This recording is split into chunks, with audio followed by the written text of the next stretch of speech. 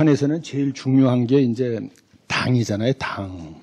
군이 아니에요. 많은 사람들이 자꾸만 군이라고 하는데 군이 아니고 당인데, 당에서 제일 중요한 기관이 조직지도부라는 거하고 선전선동부라는 게 있어요. 그게 아주 북한에서 제일 중요한 핵심 기구인데, 그 기구의 부장으로 또 그거를 관장하는 비서로 임명된 것이 이제 73년 9월이고 정치 국원이 된 게 74년 2월이에요. 그래서 37년 동안 이제 북한을 통치했다, 이렇게 볼 수 있죠.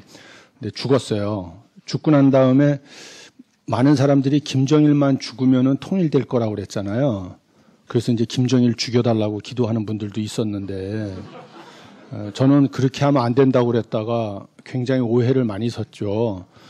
친북 좌파라고. 근데 그런 사람은 아닌데, 저는 정훈 장교 출신이에요. 그리고 군대 갔다 온 형제들이 많아서 안 해. 딱 그 말 한마디면 아는 얘기인데, 이 군대 안 갔다 온 사람들이 그게 뭔지를 몰라가지고, 다 안 해. 군대 갔다 온 사람들은 정훈 장교가 뭐 하는 건지. 근데 그냥 그렇게 막 색깔로 공격하는데, 앞에서도 색깔 얘기가 나와서 좀 늦게 왔습니다만 굉장히 아주 재밌게 들었습니다. 그래서 이제 그런 걸 좀 우리가 극복해야 될 것 같아요. 그래서 여러분이 정말 희망이라고 생각이 들고요. 그런데 미국하고 러시아 쪽에서 전망이 있었어요. 통일이 어떻게 되겠느냐. 미국 쪽이 조금 더 나이브한 것 같아요. 김정일이 죽으면 조기 통일이 가능하다. 근데 러시아 쪽에서 작년에 김정일이가 죽기 전에 9월 달에 발표된 보고서가 있는데, 그 사람들이 저희하고 생각이 비슷해요. 저희들은 이제 미국, 일본, 중국, 러시아 가기도 하고 와서 회의도 하고 그런 식으로 쭉 회의를, 저희 연구원이 91년에 창설이 됐는데 그때부터 지금까지 21년간 거기서 일을 하고 있어요. 근데 러시아 쪽은 김정일이가 죽더라도 그렇게 빨리 무너지진 않는다. unstable but durable. 불안정하지만 그래도 지속적이고 modeling through. 그럭저럭 버텨가는 체제가 되는데, 그러나 이제 2020년대 들어가면은 분열이 일어나고 2020년대 후반쯤 되면 한국 주도의 통일이 되지 않을까. 이게 이제 러시아 전망인데, 우리도 그런 얘기 맨날 해요. 근데 아무도 인용 안 해. 근데 이제 러시아 쪽에서 그런 거 나오면 막 우리 언론에 몽땅 다 도배하고, 그래서 이제 그건 저희가 했던 얘기예요. 그래서 이제 그렇게 됐어요. 그러면 과연 김정일이가 죽고 나서 이제 조기 통일이 되든 중장기 통일이 되든 우리가 준비를 해야 되잖아요. 근데 지금 준비를 하고 제대로 했느냐? 결론부터 말씀드리면 안 돼 있다. 대단히 유감스럽게도. 많은 사람들도 조기 통일을 원하는가 했는데 보니까 생각보다 안 그래요. 청소년들의 이건 자료집에 보면 그 통일을 원하는 게 점점 낮아져요. 그래서 먼저 통일을 하려면 통일 문제를 정확하게 좀 볼 필요가 있어요. 김정일만 죽으면 통일된다고 하는 건 한반도 문제의 본질을 모르는 사람들이에요. 한반도 문제는 남북한이 풀어가야 할 민족 문제이지만 동시에 미국, 일본, 중국, 러시아의 국가이익이 걸려있는 국제 문제다 말이죠. 저는 그래서 한반도 문제의 특징을 한마디로 하면 이중성, 이런 말을 써요. 그 이중성에는 구조의 이중성과 상황의 이중성이 있어요. 구조의 이중성이라는 건 민족 문제이자 동시 국제 문제다.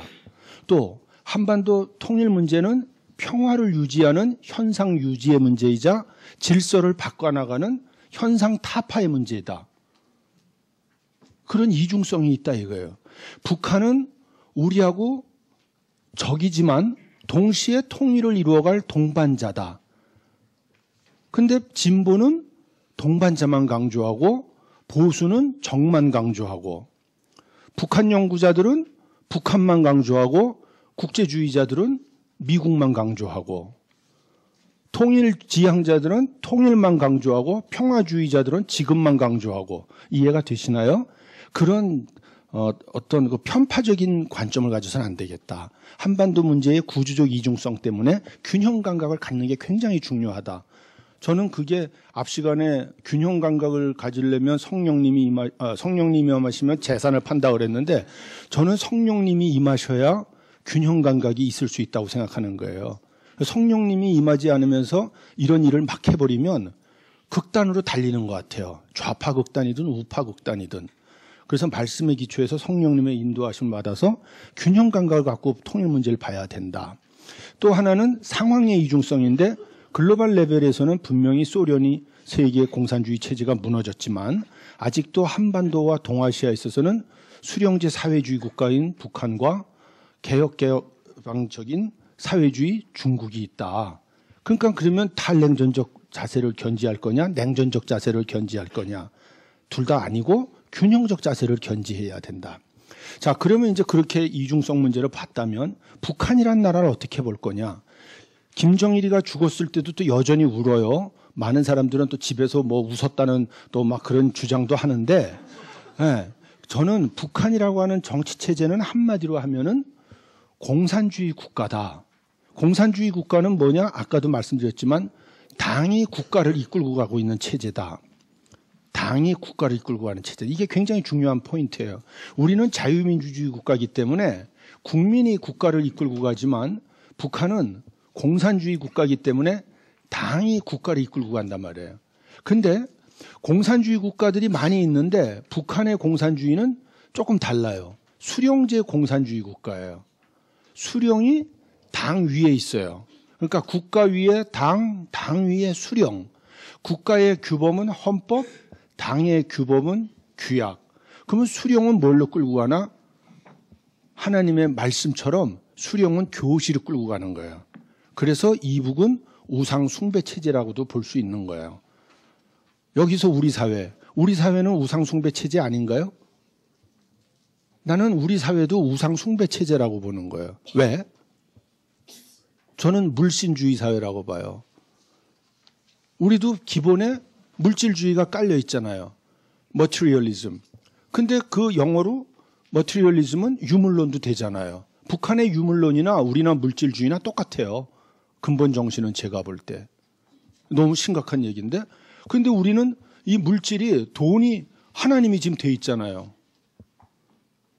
그러니까 이 물신주의. 북한은 수령이 하나님 대체하고 있으니까. 그러니까 남북이 그런 점에서 근본적인 회개가 있어야 된다. 예. 자, 얘기가 딴 길로 왔습니다만. 그래서 수령제 공산주의 국가인데 그건 소련이나 중국하고 다른 거예요. 그런데 이 앞에다가 북녘 동포들은 일본 제국주의 이후에 자유민주주의를 경험하지 못하고 막바로 김일성 체제로 넘어갔기 때문에 봉건적 수령제 공산주의 국가다. 전 그렇게 보는 거예요. 그러니까 왕의 왕, 조선 왕조, 다음에 일본 제국주의, 그 다음에 김일성 왕조. 그러니까 북녘 동포들은 우리처럼 정치적인 각성을 하고 있는 국민이 아니고 조선 왕조의 연장선상에 살고 있는 백성이라고요. 자기를 정치의 주체라고 생각을 못하고 통치의 대상으로만 생각하고 있단 말이죠. 그런 점에서 북녘 동포들을 좀 더 차분하게 이해하려고 하는 노력이 필요해요. 너희들은 왜 혁명도 못해 이 머저리들아, 이렇게 얘기하면 안 돼요. 그들이 살아온 삶의 역사가 그렇게 참 어려웠단 말이죠. 그걸 잘 이해하고 저들이 역사의 주역으로 일어날 수 있게끔 도와주는 정책이 우리한테 지금 굉장히 필요합니다. 자, 그러면 한반도 통일은 어떻게 해야 되느냐? 크게 세 가지가 전 있어야 된다고 봐요. 일단 우리의 의지가 있어야 되고, 또 우리의 능력이 있어야 되고, 또 국제 환경이 도와줘야 되고, 아까도 말씀드렸지만 통일 문제는 민족 문제, 국제 문제이기 때문에 민족적 차원에서 남북한이 먼저 능력을 갖고 있어야 돼요. 통일을 할 수 있는. 능력이 없으면 아무도 안 도와주죠. 그러니까 능력을 키워야 돼요. 근데 능력을 키워도 통일할 마음이 없어요. 그럼 통일 안 되죠. 아무리 우리가 능력과 의지를 키웠어도 미일 중로가 도와주지 않으면 또 안 되는 거예요. 그래서 능력과 의지와 환경을 만들어 가야 되는데, 능력의 측면에서 보면 북한은 못 사는 거 다 아시죠, 이제? 그 얘기 새삼스럽게 안 해도 아시잖아. 그죠? 난 아직도 북한이 못 사는 거 모르겠어요. 그런 분은 안 계시죠? 우리 모두 다 알아요. 그렇지만 저 사람들은 무슨 자부심으로 살아갈까요? 핵무기를 만들었잖아요. 남조선이 안 갖고 있는 그런 자부심이 있어요. 또 저 사람들은 저 사람들 시기에요. 위대한 수령하고 진짜 산다고 생각을 해요. 물론 굶지만. 예, 참 아이러니인데. 예, 예. 그리고 이제 이런 맥락에서 볼 때 우리가 볼 때 북한은 공산화 무력 통일을 할 수 있는 핵무기는 가졌지만 경제적으로는 전혀 능력이 안 된다. 그 다음에 우리는 어떨까요? 우리는 제2차 세계대전 이후 신생국가 중에 유일하게 산업화와 민주화를 동시에 달성한 유일한 국가인데 그럼에도 불구하고 70년대에 있었던 대선 과정에서 나타난 지역 갈등 구조, 80년도 전두환 정권 하에서 나타났던 좌우 이데올로기 갈등 구조, 그리고 90년대 나타난 여기 정리를 했는데 세계화 과정에서 심하게 되게 된 계층 갈등 구조. 그다음에 2000년대 들어와서는 정보화 과정에서 나타난 세대 갈등. 그래, 감사합니다. 김 박사님이 저을 거보다 제가 잘 안 보여서. 예. 그래서 이 네 가지 갈등이 그렇잖아요. 지역, 이념, 계층, 세대. 근데 이제 30년간 신자유주의가 횡행하다 보니까 이 2대8 사회가 1대99 사회가 된 것 같아요. 오늘 아침에 지하철로 여기 오려고 이제 지하철로 출퇴근을 하는 건데 너무 마음이 아프더라고. 아침에 지하철을 딱 탔는데 자리가 싹 비었어요. 그 사람들이 거기를 비워놓은 거예요. 그래서 좀 예의도 바르다. 나보고 앉으라고. 그래서 딱 앉았어요. 앉았더니 제 바로 옆에 제가 맨 끝에 앉았거든. 이쪽에 그 옆에 어떤 아저씨가 보로 박스 그렇게 깔아놓고 거기 앉아가지고 있는 거예요. 근데 보니까 막 살짝 미친 것 같기도 하고 아닌 것 같기도 하는데 막 이호하고 현정은이가 이북 갔다 왔는데 북한 갔는데 누가 더 높은 거야? 막 이러는 거예요. 그러더니 혼자말로. 그 다음에 또 김소월의 진달래꽃 맞죠? 진달래인가? 그거는 막 외우는데 내가 책 보는 척 하면서 다 들어봤어요. 처음부터 끝까지 다 외우더라고. 근데 제 마음이 막 아픈 거예요. 왜냐하면 이 무너진 중산층 아저씨 같아. 40대 후반에 중산층 지금 막 무너지잖아요. 전 그거 굉장히 요즘에 느껴요. 그래서 너무 마음이 아프더라고요. 근데 요즘은 스마트폰 시대에 누가 신고했나 봐. 정확하게 동대문 역사운동장쯤 오니까 우리 라인에 탁 아저씨 둘이 들어오는 거예요. 경찰 지하. 그래서 탁 이렇게 했더니 이 아저씨도 미쳤는데 정신이 있나 봐. 네, 내리겠습니다 하고 또 내리더라고. 싸우지 않고요. 그래서 너무 마음이 아팠어요. 근데 그 다음에 갈아타가지고 수의역으로 가는데 또 그런 사람이 또 탄 거예요. 맞은편에. 그 모습을 보면서 40대 가장들이 막 무너지는 느낌이 드는 거예요. 1대99 사회. 우리 사회도 사실은 능력이 있다고 그러지만 제대로 아직 못 갖춘 것 같아요. 너무 많이 어려움이 있는 것 같아요. 이 사회적 양극화는 정말 심각한 수준인 것 같고 또 우리 사회 지도층의 무능은 얘기 안 해도 다 아시잖아요. 그죠? 앞 세션에도 A당도 싫고 B당도 싫다. 참 이런 상황에 네. 의지는 북한은 전혀 평화통일 의지가 없죠. 남한도 마찬가지. 남한 그렇다면 안 되고 하여튼 남한은 좀 소극적이다. 환경, 주변 사국이 우호적이지만 실제적으로는 대단히 우려해요. 미국은 건너뛸게요. 이거 너무 깊은 얘기 나오면 좀 그러니까. 하여튼 미일 중러 모두 다 거기 있는 거 나중에 보세요. 자, 이런 상황인데 이제 5분 남았어요. 5분 동안에 이걸 해야 됩니다. 10대 원칙. 그래서 이 원칙이 아니고 제가 써놓고 보니까 너무 강한데 10대 10가지 재원 이 정도로 이해를 해주세요. 그래서 저는 첫째, 통일보다 먼저 하나님의 나라와 그의 의를 구해야 된다. 예, 우리의 소원 통일이라고 그랬지만 사실 우리에겐 통일보다 하나님 나라가 더 소중하다. 이 하나님 나라 연장선상에서 통일 문제를 봐야지 통일 자체가 너무 강조되면 그게 또 좀 세게 표현하면 우상이 될 수 있다. 동시에 저는 이 하나님 나라를 어떻게 적용하고 싶으냐면 우리 사회의 통일 문제에 대한 몇 가지 태도가 있어요. 굉장히 많은 분들이 우리 체제를 북한에 확산시키는 것. 이걸 저는 확산론이라고 봐요. 근데 저는 그렇게 가면 안 된다고 생각하는 사람이요. 그러면 두 번째가 뭐냐면 수렴론에 글에는 못 썼는데 남과 북이 절충해서 수렴하자는 주장이 있어요. 저는 그거는 까딱 잘못하면 남한의 문제점과 북한의 문제점이 결합돼서 더 심각해질 수 있다. 그거보단 차라리 우리 거 확산하는 게 나을 수도 있다. 근데 그것도 아니다. 저는 세 번째 변형론이라고 말씀을 드리고 싶어요. 트랜스포메이션. 예, 뭐냐면 우리 남한 사회도 하나님 나라를 닮아가고 북한 사회도 하나님 나라를 닮아가는 그런 양쪽이 같이 노력하면서 그런 나라를 만들어가야 된다. 그래서 하나님 나라를 먼저 구하자 이런 주장이었어요. 두 번째는 좌로나 우로나 치우치지 말고 하나님 말씀에 굳건히 서자. 저는 성경에서 그 여호수아 1장 7절 9절의 말씀을 처음 찾았은 날 너무 감격했어요. 야, 사회과학이 말 못하는 걸 성경이 이렇게 얘기해 주는구나. 좌로나 우로나 치우치지 말고 하나님 말씀에 굳건히 서면. 네, 저는 정말 이 말씀이 얼마나 좋았는지 몰라요. 그랬다가 그 다음에 다시 성경 읽어나가면서 이제 큐티 우리 다 하잖아요. 저는 그냥 하루에 2장씩 쭉 읽어나가는데 그 다음에 다시 읽을 때 신명기 28장에서 이 비슷한 귀절이 있는데 너무 놀라운 약속들이 있더라고요. 저는 이 좌로나 우로나 치우치지 않는 세대가 나올 때 평화 통일이 가능하다. 그것도 복음적 평화 통일이. 근데 남북한의 기성세대는 여전히 좌로 치우쳤거나 우로 치우쳤다. 여러분들이 빨리 준비되면 준비되는 만큼 통일의 시간이 올 수 있다고 저는 생각하는 거예요. 근데 말짱 꽝인 게 이렇게 여러분한테 얘기해 줬는데도 다시 돌아가면 우파 좌파 또 하더라고요. 그게 참 힘들어요. 이걸 어떻게 하냐고요.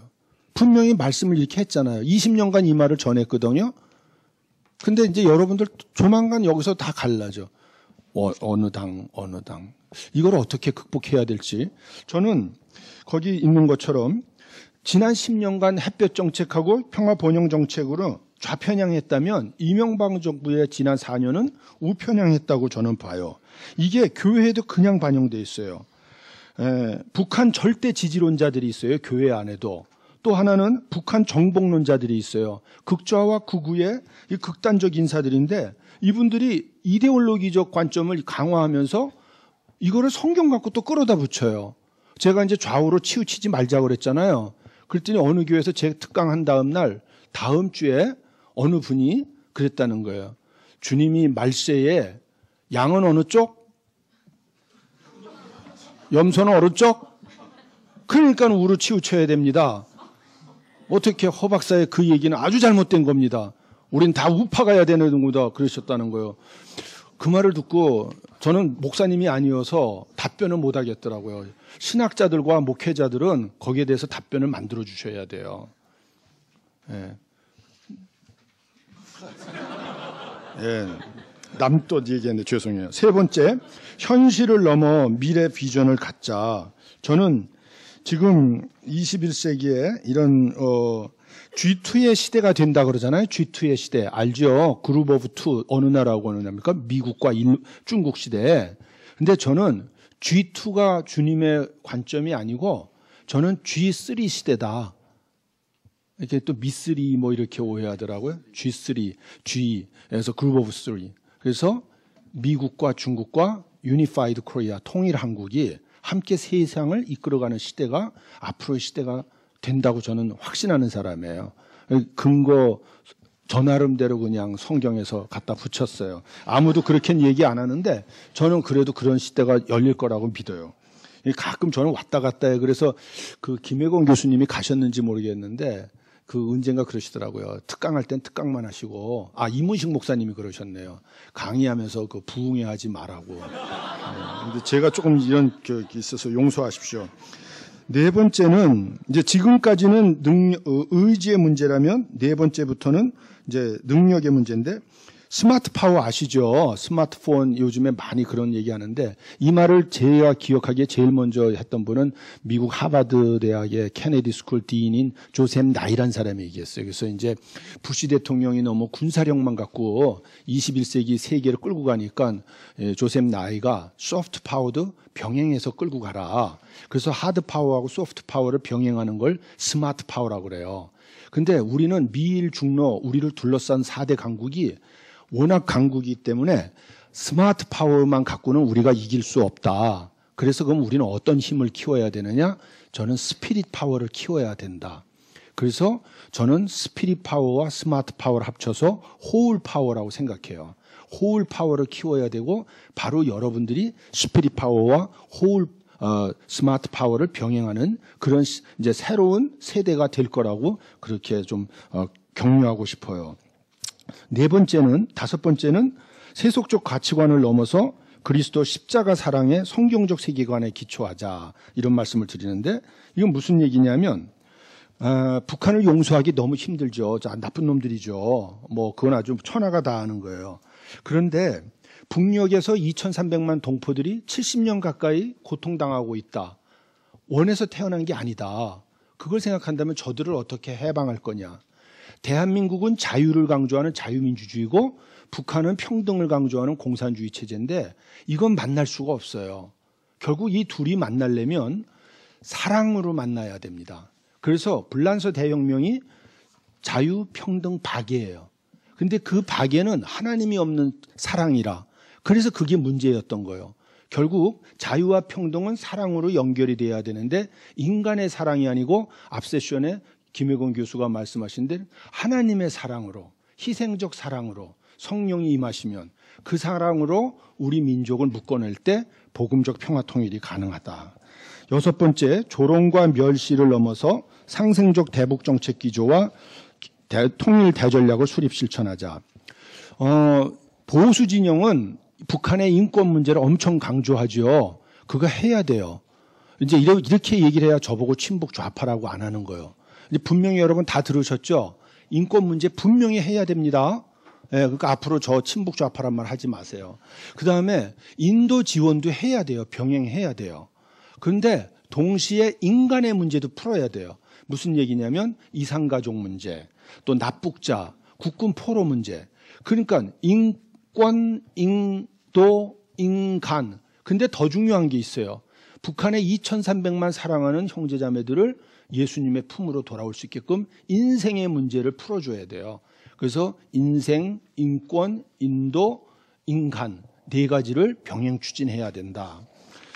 일곱 번째, 갈등과 대결을 넘어 무지개 전략과 십자 균형의 목자 외교로 가자. 저는 동아시아에 있는 4개 국가를 이렇게 봐요. 러시아 곰, 북극곰, 중국 사자, 일본 한반도를 향해서 입을 쫙 벌리고 있으니까 악어, 멀리서 날아오니까 미국 독수리. 우리는 뭐죠? 우리는 호랑이였어요. 근데 일본 식민그 사가들이 토끼라고 가르쳐놨고 38선으로 휴전선을 허리가 잘렸으니까 허리 끊어진 토끼는 4마리 맹수의 밥의 역사가 지난 60년의 역사였어요. 이제 우리는 어디로 가야 되죠? 통일이 되면 다시 호랑이로 가는 게 아니라 저는 목자가 돼서 동아시아를 사자와 독사가 어린 양과 함께 다 같이 뒹구는 그런 평화지대로 만드는 통일한국이 돼야 된다. 그렇게 거기 썼고요. 여덟 번째, 북핵 문제를 넘어서서 평화체제 구축과 복음적 평화 통일을 병행 추진하자. 이 이명박 정부는 북핵 문제가 풀려야 뭘 하겠다 그랬어요. 그건 우극단적 발상이에요. 조건론이라고도 볼 수 있고 단계론이라고도 볼 수 있어요. 그러면 앞에 노무현 정부나 김대중 정부는 뭐였느냐? 그거는 분리론이에요. 분리론. 핵과 경협을 분리해서. 우리는 분리도 안 되고 조건 단계도 안 되고. 그럼 어떻게 해야 되나? 본질이 뭐냐? 본질을 먼저 보고 병행해서 풀어야 된다. 본질은 북핵 문제가 아니고 북핵 문제는 미국의 세계 패권 전략과 북한의 생존 전략이 충돌하면서 나온 게 본질이에요. 그러니까 이 한반도의 문제를 풀려면 본질은 북핵이에요. 그건 현상의 문제예요. 본질은 한반도의 평화체제를 만드는 게 본질이다. 근데 이 평화체제는 그거 하나만 갖고는 안 되고 5가지가 동시에 병행해서 풀어져야 된다. 5차 방정식이기 때문에 절대로 간단하지 않다. 안타깝게도 이명박 정부에서는 미국 전문가가 그걸 풀려고 그러니까 안 되는 거예요. 노무현 정부에서는 북한 전문가만 갖고서 풀라니까 안 되는 거예요. 이거는 고도의 5차원적 방정식으로 풀어야 된다. 9번째, 한반도를 넘어서 동아시아의 상생 공용으로 사업으로 안중근 프로젝트와 백본 프로젝트를 추진하자. 자, 이제 지금까지는 환경의 문제였어요. 환경을 잘 만들어야 된다. 10번째 마지막입니다. 이제 주어진 시간을 벌써 2분 넘어갔는데 짧게 할게요. 이 모든 것은 능력과 의지와 환경을 만드는 이 모든 것의 배후에는 뭐가 있어야 되느냐? 가장 중요한 건 전 기도라고 보는 거예요. 우리 민족의 분단이 70년이 돼가고 있어요. 그래서 우리 민족의 분단이 삼중적으로 이루어졌는데 45년의 국토분단, 48년의 체제분단, 50년의 전쟁으로 한 민족분단. 바벨론 포로로 끌려갈 때도 삼중적으로 끌려갔어요. 돌아올 때도 삼중적으로 돌아왔어요. 그래서 저는 통일도 다시 한번 70년 바벨론 포로에서 회복이 되듯이 70년이 되는 2015년부터 우리가 목표를 설정하고 노력을 해보자 이런 말씀을 드리고 싶어요. 예언하는 것은 아닙니다. 그런 노력을 하자. 예. 감사합니다.